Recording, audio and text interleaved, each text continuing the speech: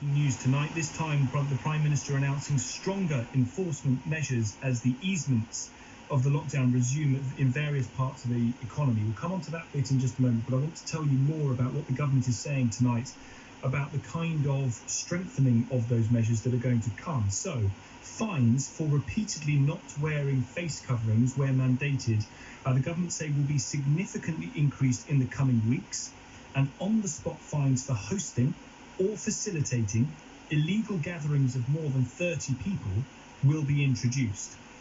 They say that the fines will come in because the Prime Minister says we need to remain focused and we cannot be complacent. As you know, fines for not wearing a face covering in a mandated area are currently £100 or £50 if you pay within 14 days. In future, repeat offenders will see their fines doubled on each offence, up to a maximum of £3,200. When it comes to those gatherings of more than 30 people, we have seen an increase in these illegal raves that have built up in certain parts of the country, London and Birmingham and Manchester and other cities around the place. The government says that forces across England and Wales are stepping up those patrols. Deployments have sometimes been larger than on New Year's Eve. Last weekend, West Midlands police shut down 125 parties and raves. They closed a pub, taking action to stop illegal gatherings and antisocial behaviour across the region. The government saying that in the coming weeks, you will now be fined too. Ken Marsh is chair of the Metropolitan Police Federation. Welcome to the programme this evening, Mr. Marsh. This is all very good, and people like to think that this is being enforced and that we should all be doing the right thing. How on earth are your members going to do this? Good evening, Tom. Yeah, very good question. I don't know. I'm scratching the hair that I haven't got, trying to work out how or when we'll be able to put this in place, because it appears to me that yet again it's not been thought out very well.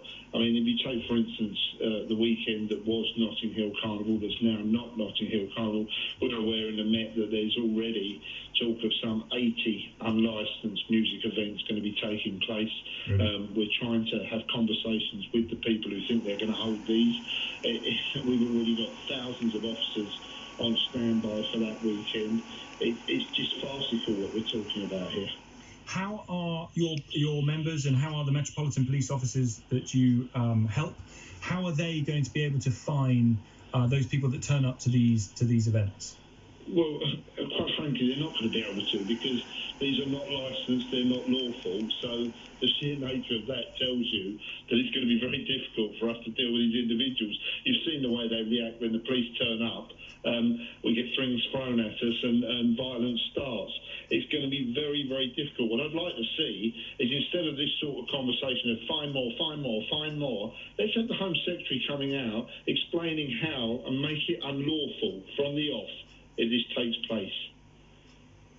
And the police that are out there at the moment, how much of these raves, you say that the numbers are going to increase potentially this weekend. Already we've seen these kind of gatherings take place and some violence associated with those kind of gatherings, and a suggestion too that they're being organised by drug traffickers. Right, well, I'm not aware of that, but they are organised when they're carried out, and they're very difficult for us to deal with. They're very difficult for us to close down and stop, and we face violence, as I've said to you, straight away. So the sheer nature of that, how on earth are we expected to start fining people? I'd rather my colleagues were protected and kept safe than worrying about issuing fines. Ken Marsh, you're chair of the Metropolitan Police Federation. Thank you for your time tonight.